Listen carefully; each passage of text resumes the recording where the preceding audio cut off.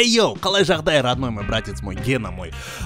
Ни хабар, ни жаңалық байланыста, как обычно, Эдди. Және де бүгін бізде керемет техно рубрика, братец. Техно, мать его, рубрика дейді ғой.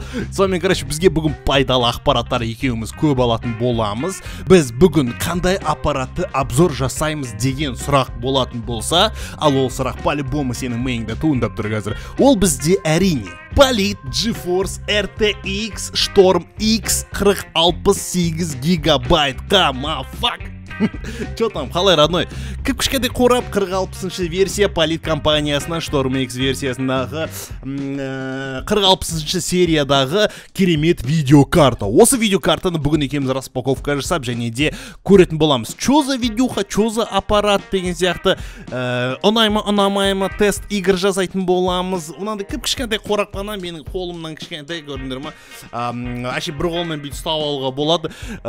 И осындай кішкентай қораптың ішінде менің бір таң қалатыным, Polit компаниясы істеп отқан кішкентай қораптың ішінде керемет, мощный, сочный айдаһар бар, родной мой. Деп аузынан от шығарып атқанша, короче, родной.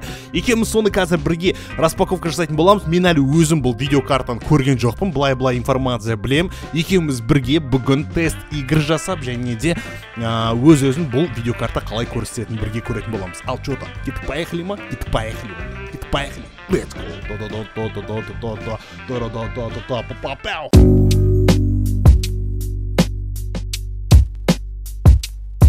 Сразу, жігіттер, біз распаковкаға кірісетін боламыз. Распаковкаға не керек? Бізге распаковка жасайтын қорап керек, және де бір саусақ керек болды.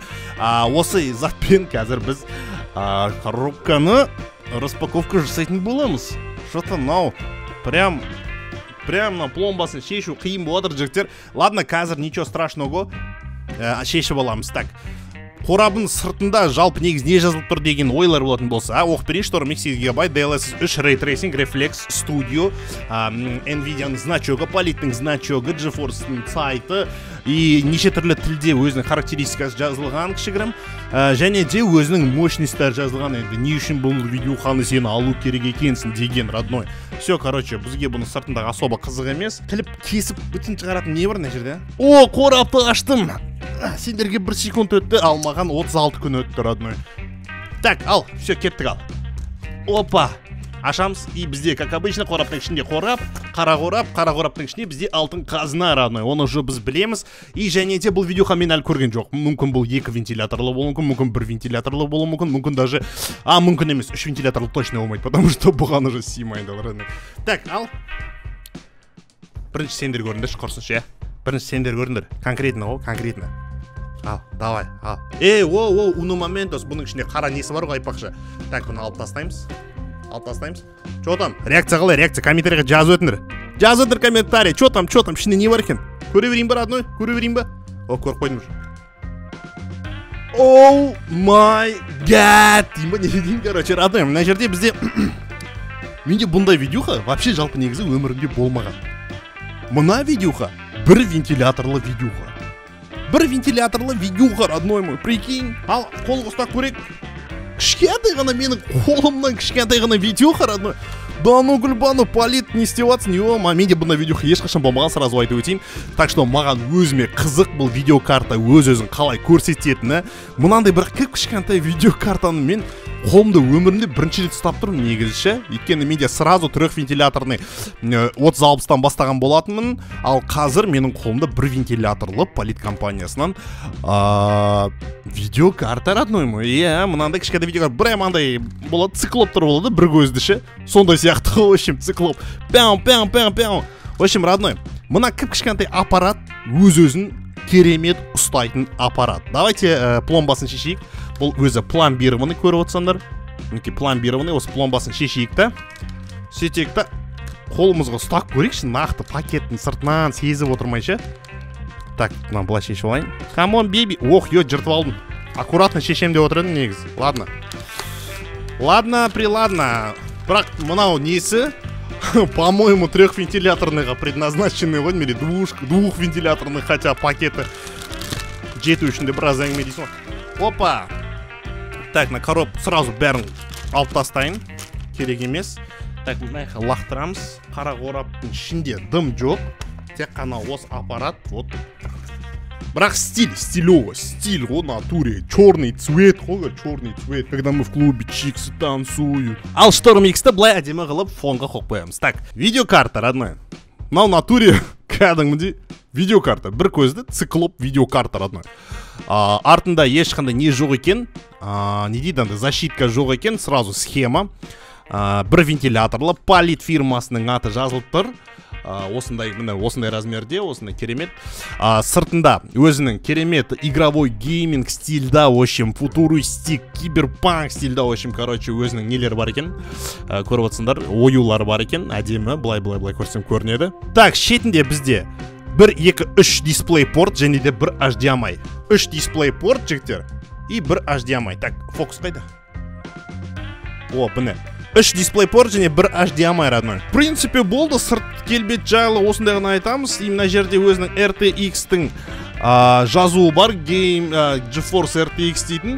Бірақ бұл жазуы менің ойымша жанбайтын секілді. Жанбайды, точно жанбайды. Осындай бір вентиляторлы циклоп, родной. Бір вентиляторлы циклоп Полит компаниясы бізге ұсынып отыр. Және де бағасы ондай көп қымбат емес, өте қолайлы, кез келген адам бұл видеокартаны сатып алады, родной. Жігіттер, сразу айтып өтейін, бұл видеокарта кішкентай деп менсінбеудің қажет жоқ. Өйткені бұл кішкентай ғана зат, біраз нәрсеге дейін көтереді. В общем, киберпанк, там Спайдермен, CS2 ойланбайды. Өйткені бұл жаңа технологияда жасалған керемет Полит версиясындағы GeForce RTX 4060, родной. Очень мощный, сочный, дерзкий, как пуля резкий. Ал осы видеокартаның керемет толықтай рассказға өтейік, толықтай шолу жасайық. Кеттік, поехали.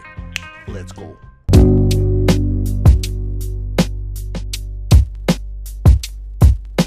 GeForce RTX 4060 бұл ең көп таралған 1080p ажыратымдылықтағы ойындарға арналған энергияны үнемдейтін және өнімділігі жоғары графикалық карта. Жоғары және максималды сәулелік бақылау параметрлерінде және DLSS 3 тиімді өнімділік пен шығын коэффициентімен. Ойындардағы анықтамалық графикалық картаның орташа қуат тұтынуы небәрі 140 Вт. Сондықтан RTX 4060 карталары питание өлшемдерге және қарапайым қуат көзіне қойылатын талаптарға ие. 550 ваттық және одан жоғары. Яғни ойыншылардың көпшілігі жаңа GPU-ға оңай жаңарта алады. Қуатты қосу үшін бір стандартты 8/3 PCI Express кабелі қажет. Бұл жаңартуды одан әрі жеңілдетеді. GeForce RTX 4060 орташа есеппен санағанда RTX 3060-тан 70%-ға жылдамырақ. 30-дан астам DLSS 3 функциясы бар ойындарында 1080 пиксель кадрлық генерациялау параметр қосылған. Және генераторды пайдаланбай 15%-ға жылдамырақ. Барлығы 300-ге жуық DLSS 3 функциясы бар ойындар және де басқа да қосымша программалар уже бұл дүниеге шықты, родной. Тек қана сол себепті ғана жаңа RTX-тарға обновляция еткен дұрыс, родной.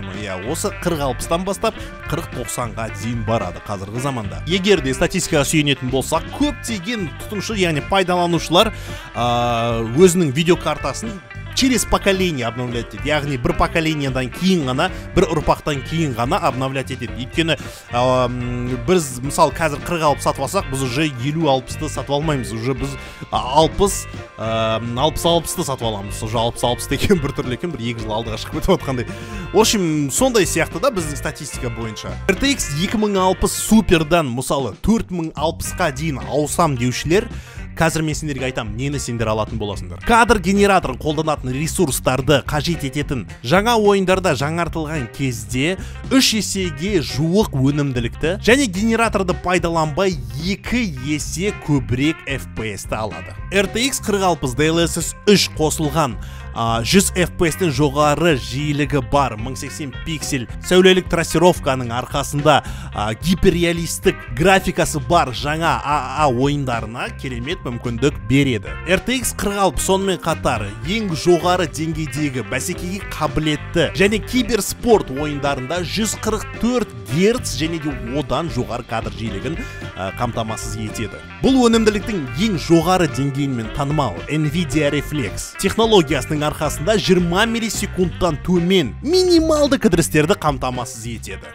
Бұл барлық үздік спорттық атқыштар мен бәсекеге қабілетті ойындарда, соның ішінде жаңа CS2 дейді, Counter-Strike 2-ге де қол жетімді, родной. Спокойно мынаны аласыңдар, смело сөйтесіңдер да, кейбір спортқа қатысасыңдар, кейбір спорттан бірінші орында аласыңдар, сөйтесіңдер да, маған рахмет айтасыңдар. От души, короче, надо дерзкий советке деп. В общем, жігіттер, сөйлей берсек шыға береді. Видеокарта жайлы да айта бересің. Біраз нәрсе айтылмады әлі, бірақ дегенмен де енді бізге практика керек, практика қажет. Сол практика арқылы біз қазір бұл видеокартаны тексеретін боламыз, родной. Тексеретін боламыз, что там? Ең мощный, ең сочный ойындар тексерейік, братала. Киберпанк, Battlefield, CS2 деген сияқты, в общем, ауыр ойындарды жаңа бізде DLSS 3 сәулелік технологиясы бар новый ойындарды тексерейік, родной. Сөйтекті по факту көрейік, по факту, братец. Ойындардың тестіне кірсек. Ал жеге бізде алғашқы ойын RTX 4060-ты тестировать ететін ойын, бұл бізде Spider-Man Miles Morales, яғни ең алғашқы жаңа ойындардың бірі, и қалай 4060 бұны көтеретін екеуміз көрейік. Так, статистикаға чисто видеокартаның статистикасын шығарып қойдым, көріп отырсыңдар. 4060 бізде смело 200-ден аса FPS Miles Morales'та көрсетіліп тұр. Яғни Full HD форматта, қараңдар қазір настройкасын сендер көрсетіп жіберейін. Экранный графика.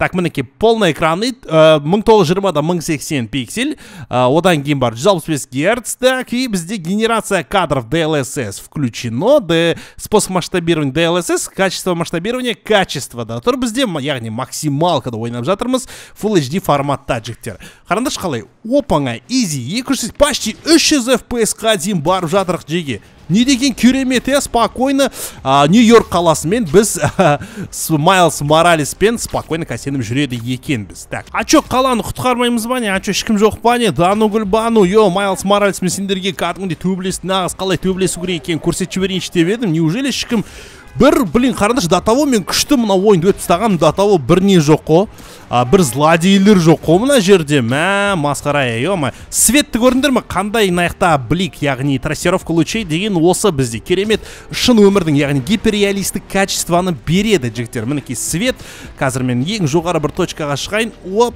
Опа, родной, давай. Осындай Спайдермен болуды баяғыда армандаушы едім. Қараңдар. Так, мінекей свет. Қараңдаршы қандай качествосы, мощный, сочный.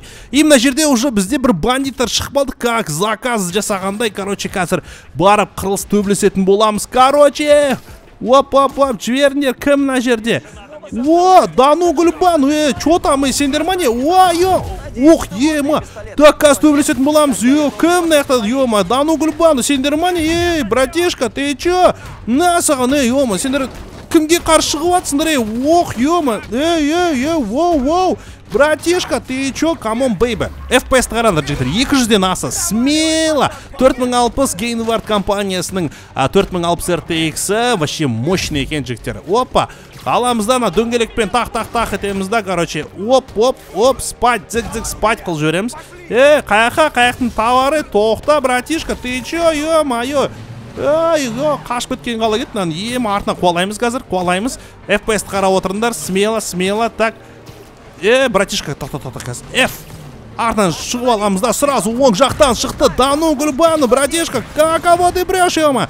Так, тағы да келесі, на, дейміз да сол жақтан, Дану гүлбану, опа, шығарып жібереміз ғой машинадан. Машинаны тоқтату керек бізге тек қана қалғаны. Так, давай. Ох, ема, блин. Ладно, үлгермей қалдым. Іштен кетпейді. Скилл қажытпайды дейсің, Так, все, смело бізде задание орындалды. И және де осылай сендерге Spider-Man Miles Morales'тің 4060 қалай көтеретінін көрсеттік. Опа, смело келесі видеоға өтеміз. Ал жігіттер, келесі ойын бізде, как всегда, біздің сосочка ойын, ең ауыр ойындардың бірі Киберпанк. RTX 4060-та бұл қалай болады екен, давайте көрейік. Біздің светті көріп тұрсыңдар, қалай әдемі түсіп тұрған свет, Светтің қалай әдемі түсіп тұрғанын, біздің тең қалай шығып тұрған, давайте сендерге настройканы тезірек көрсетіп жіберейін. Настройкаға кіреміз.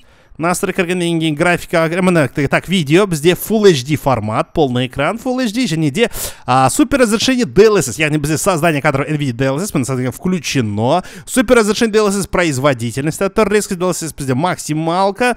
Так, и және де астына түсіре береміз, бізде полный бәрі қосылған, бәрі высокий, бәрі впечатляющий, невероятный. Трассировка лучейға кіретін болсақ, бізде қосылған. Трассировка өте предварительный версия қосылған, бізде трассировка өте фоторежим бәрі қосылған. Яғни бізде ультра графика Full HD форматта, жігіттер. Көрдіңдер ғой?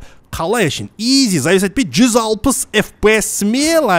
Братишка, көрдіңдер ма? Мына төбелесем дейді, прикиньте, жеге. Осындай бізде керемет, қараңдаршы қандай графика. Easy, зависать етпейді, вообще рахат, в общем.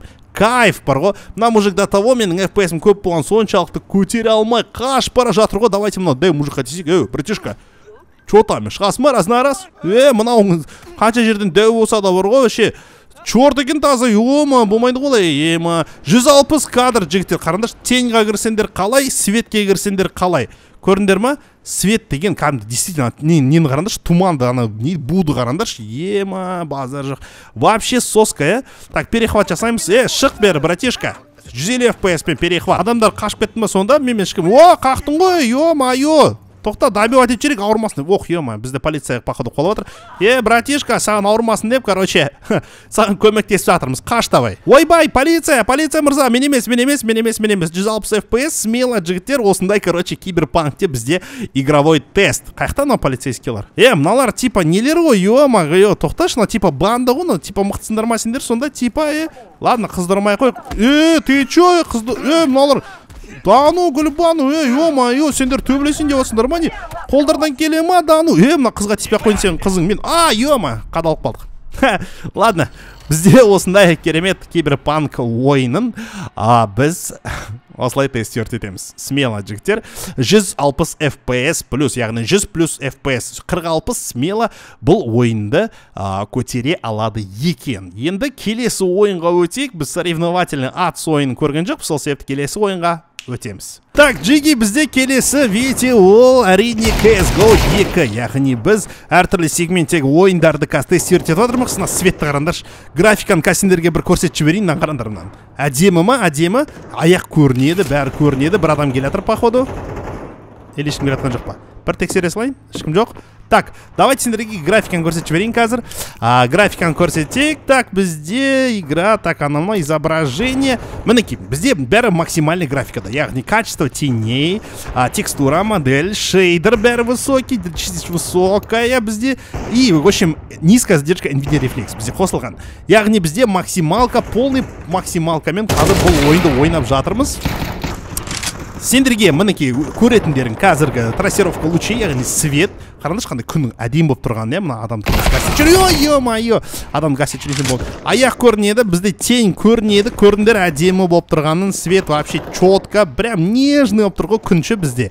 И мираж картасын өте сочный қылып әдемі сияқты болған. FPS көріп отсыңдар, FPS 100+, смело, ойланбай әшейін адамды гасит жүрген. Братиш, мен видео түсіріп атырым ғой, өлесің болатын еді ғой, ё-майо. Олай болмайды қолдай. Так, братишка. Так, братишка, так. Ха, шо там? Кім? Вау! Ема! Шо за апасян типнал? Эдди Формс қобыл! Ах, ема! Көрдіңдер, графика қандай неткен сұлу, мына теңді қарандаршы, тень қалай детально соғылған, әдемі болды. И мына адамға хэт тастайым қазір. Ой, өтіп кетті болды. Мен өзімнің тенімді көрсетейін, көрдіңдер, қарандаршы, қандай бәрі сочный, мощный, полный фул графикада. Ема-я, болды, CS2 шыққан кезде болды, пұтырлап тұр, көрейін деп тұрсын. Короче. Бір құлақпен ойнаған бір түрлі екен. Қайда адамдар сендерге бір-екі не көрсетейін. FPS көріндір, FPS бұл жерде басқаша шығады екен. Командамен, командамен басқаша 200-300 FPS смело жігіттер, яғни 100+ деп айтсақ болады, және 400 FPS-ға дейін CSGO смело көтере береді, артынан атып жатыр. Өзінің NetGraph деген басқа сторонний программаларға бұл бағынбайды екен FPS-і. Сол себепті біз қазір уқтинан қараңдаршы, қандай, ё-моё, вообще сочный, красочный қыл қойыпты, блин, чё за позор, чё за, ё-моё, CSGO ойнай алмайтын болды ғой деп айтатын болды ғой мені бәрі. Шықшы, бер қара, аяғына тидің. Қазір, ничего страшного. Оу, 2 килл жасадым, кәсіндерге бір-екі скилл көрсетіп жіберейін. Come on, baby. Ох, ё-моё. Қате болды ма, қате. Сен бар мен кәсеткен қазір, ё-моё, төбеден біреу өлтіріп кетті ғой. Осындай, короче, керемет бізде ойын тесті болды, CS2-ге шолып. Айтпақшыдай, тоқтаңдар, мен сендерге не көрсетпеппін ғой. Братишка! Тоқта, қазір мен әдей өлдім. Көріп қаған, әдей өлдім. Так, гранаты. Бұл жерде гранаты аламайды екеміз ғой біз, е? Жарайды. Бұл графиканда енді біліп тұрсыңдар ғой, максималкамен мощный болады. Все равно. И адамдар гасет жіберейік. Ладно, все. Осымен, короче, біздің ойын тест бітті, жігіттер. Әртүрлі сегменттегі ойындарға біз сендерге шолу жасадым деп ойлаймын. И және де 40-60 өзінің міндетімен справился дейді ғой, яғни өзінің міндетін атқарып өтті деп есептейміз жігіттерге. Мінекей жігіттер, в общем, осындай керемет видеокарта RTX 4060, мощный, сочный, дерзкий, как пулярезкий, ешқашан сені жолда қалдырмайтын, киберспортта сені подставлять етпейтін, полит компаниясынан GeForce RTX 4060 Storm X 8 гигабайт, ішінде бәрі бар, родной, в общем, мощный, сочный, кішкентай сен корпусыңа сиіп кетеді, спокойно, родной мой, спокойно сен корпусыңа сиіп кететін, керемет кішкентай циклоп, айдахар, в общем, сочный, мощный, жолбарыс, тигр, арыстан, в общем, мощный видеокарта, родной мой, я. Саған осыны алуға кеңес береміз, ссылкам бер описанияда, родной мой. Обязательно өт, көр, бағасы да қол жетімді, керемет, в общем, описанияда ссылкасын бәрі тұрады, раны сенмен бірге болған мен Эдди, мен және болған бүгін полит компаниясын Storm X 4060 RTX GeForce, в общем, анау-мынау сиыр бұзау, мощный, сочный, 8 гигабайт, родной. Давайте, келесі видео көрсенше, ссылкам бер описанияда, анау-мынау сиыр бұзау, пока. Пока деп қойсай. Пока!